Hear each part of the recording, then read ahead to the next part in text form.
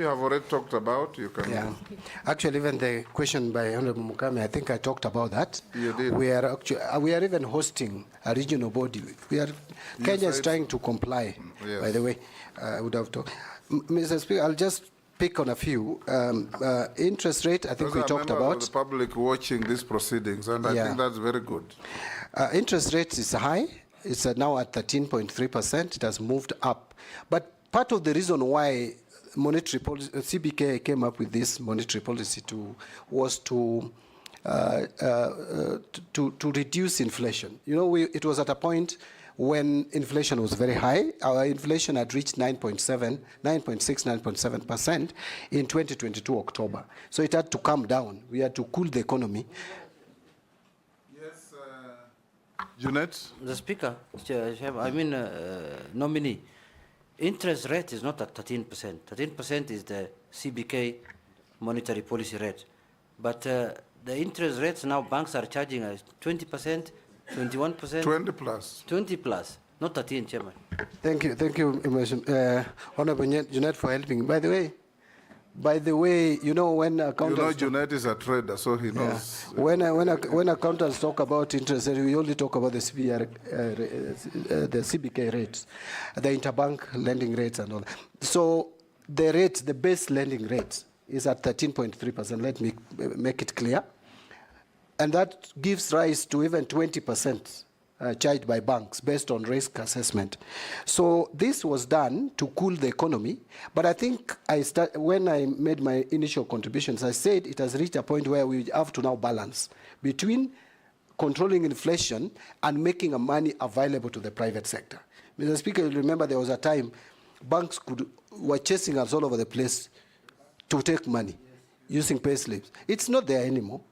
Why? Because government has become the single most important customer to banks. So it is between chicken and egg. Which one comes first?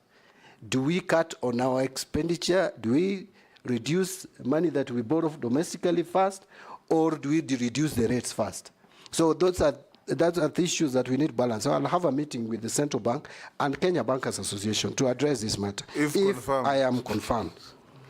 Yes. Mr. Speaker, on internal audit, I can't agree more. Again, we must use our internal audit to improve efficiency in financial management. And internal audit is resident at the Treasury. This issue of corruption at the UN, I saw it on some email that was sent to me. And the allegation was that I used... The same person. I suspect. Yeah.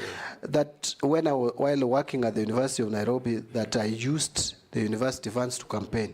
Probably the person who has sent that message is not alive to the fact that I left university and went elsewhere, worked for 3.5 years before I became a member of parliament. You said so. Yeah. So I left university in 2004. And actually, I resigned and got my pension back. It was 218,000. If I stole their money, they would have not paid me my pension. I think that's, to me, someone who probably is wondering how I made it to Parliament. And I didn't have, I didn't have money. Your competitors, just go on. Yeah, but I want to tell him that I was or her, that I was the least endowed in 2007. Actually, they used to make a joke that I was campaigning with a bicycle and made it to Parliament because of trust that the people had in me. Late capitation to schools, this is all about availability of revenue. We must make money available and pay capitation, pay pension, pay CDF. Remember, we have rolled over 13 billion from last year's NGCDF. I personally, Mr. Speaker, am a proponent of National Government Constituency Development Fund. I support it fully because this is money that has revolutionized education in rural areas. You go to my constituency, the constituency I've represented for 15 years. Before CDF, we didn't even have primary schools. They were there by name, but there were no classrooms. Right now, you can see what it has done, and many others. Contracting, making public the contracts, that I started by saying we must be transparent and communicate what we do as a country. Housing levy, I don't want to really talk a lot about this housing levy because I still need to understand how it is operationalized, where the money is resident, and all the challenges around it we must deal with, because it is my duty, if I'm confirmed, it is my duty to make sure that this money is properly accounted for. Promoting informal sector, I think I talked about that. Yes, in terms of wage bill contributed by the Constitution, that is true. Mr. Speaker, this Constitution is too expensive. I know the counties had been given, but Mr. Speaker, truth be told, we should have had these counties as agents of devolution for development, but not government. We should have had bigger governments. Where you have now, you go to Vihiga, Mr. Speaker, it's a county with governor, deputy governor, you have CCs, 10 of them, you have county assembly, you go to Busia, chief officers, is the same, chief officer, all that. You go to sub-county administrators, yeah, and you ward see, administrators, village administrators. You name it. Yes. Mr. Speaker, there is even a clamor, very outrageous, for more counties. My Suba community want a county. I'm even asking, is it viable? Mary wants a county. Mary is calling for the Teso county. Let us face it. If we could have a system where we have regional governments, and then now devolve resources you can devolve as much as you want. Look, we have devolved CDF with a fund manager there with a very few skeleton staff, and it is working. We could do the same with the devolving resources. That is what Kenyans wanted. But these big governments with big cars, with flags all over the place, I think we overstretched ourselves. But that is upon Kenyans to decide. It is not John Mbadi, either as a cabinet secretary or even a member of parliament, to decide for Kenyans. Kenyans will make that decision.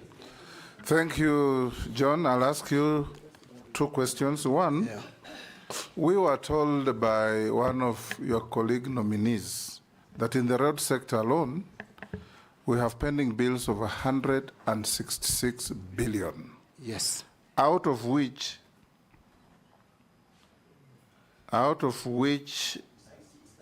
92 is actual debt or bills, and the rest is interest and penalties. Yeah.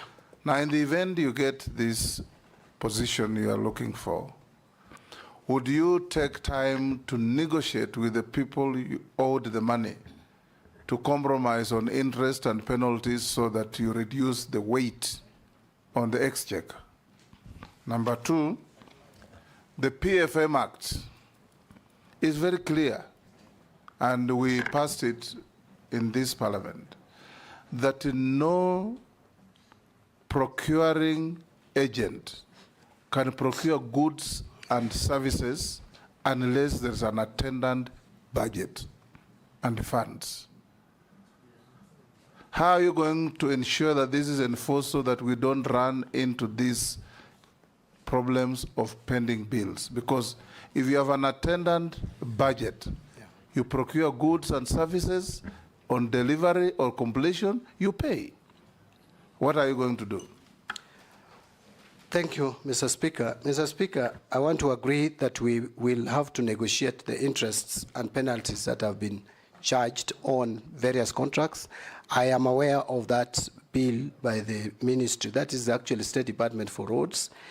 If you go to our records in Parliament, Public Accounts Committee had requested the Ministry of Roads to provide information on pending bills, analyzed, categorized in terms of principal sum, interest, and penalties. And we have that information in Parliament. I'm sure my colleagues will submit a report to the effect. We actually were recommending that the government negotiates with these contractors on the interest and penalties.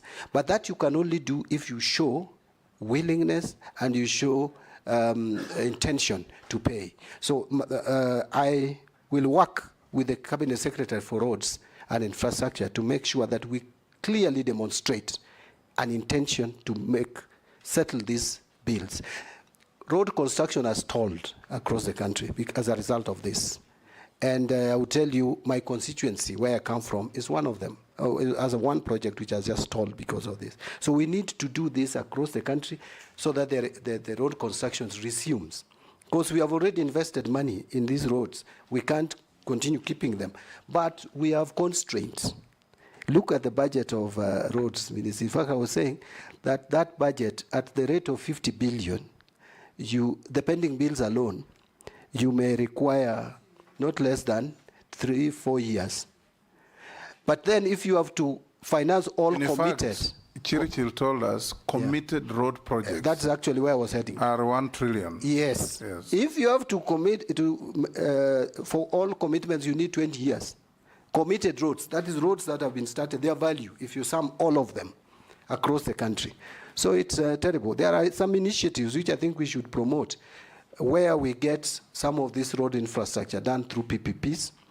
But there is also an initiative to negotiate, if the terms would be favorable, with some of the contractors that are coming from specific countries to take up this, if it is within our budget ceiling, loan ceiling or debt ceiling, to take them up. Like the Chinese government has so many contractors around here who are doing roads using GOK funds.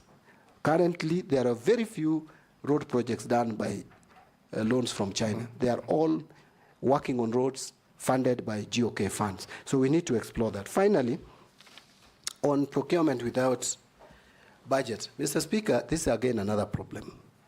And the problem is not entirely that there is no budget. The budget is not there, but there is no money. The exchequer releases come late.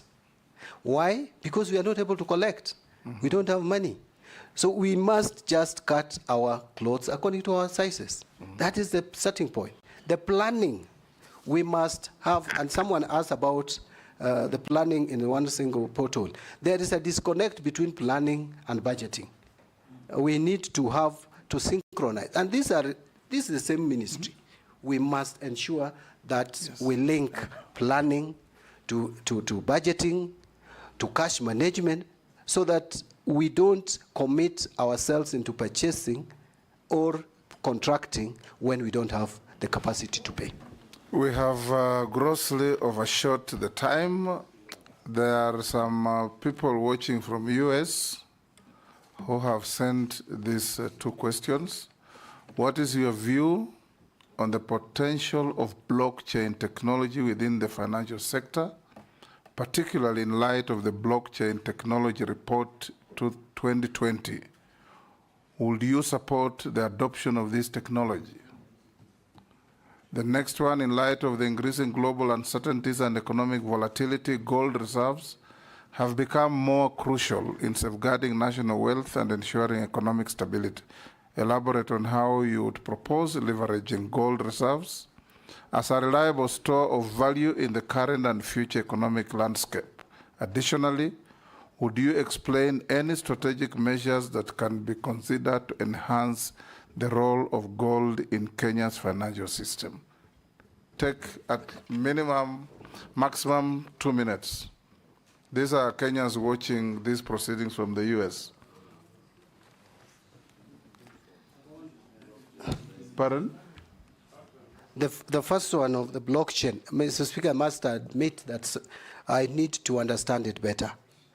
And that is an honest answer. We understand. We need to get what it is. If it is something that don't can also help know it. the country, I also don't know it. The better. On leveraging on gold reserves. We'll need somebody to teach us about it. Do we have an ICT person around? But don't you worry, Mr. Speaker. Now that's it. There's a nexus between finance and ICT. Yes, we will. CBK, maybe when you get, if you get approved, CBK should be able to sort you. Yes. Okay. That's why I was saying that don't you worry, I will get... On the gold reserves, just say yes or no. Yeah, gold reserves, that actually we need as a country to move towards even establishing sovereign wealth funds, and gold reserves can help us in that. Yes. And those are areas, those are emerging areas that we need to look at. Thank you. Thank you. Lastly, John Mbadi, as a nominee, I have some few mundane questions for you. Have you ever been adversely mentioned in any integrity-related report or investigations? No. Do you hold any leadership position in any political party within Kenya? No, at the You moment. said you resigned. Yes. Can you tell us your net worth? My net worth, Mr. Speaker, is 380 million. And Mr. Speaker, my net worth, the difference between, I saw some of my colleagues have done their calculation differently, but my understanding of net worth is it's assets less liabilities. Liability, yes. So if you take all the assets that I have, and I wish I had my file I've here. seen your calculation. Yeah, it's 380. You are 437. Yeah, 437 less assets. 57 million liabilities. Yes.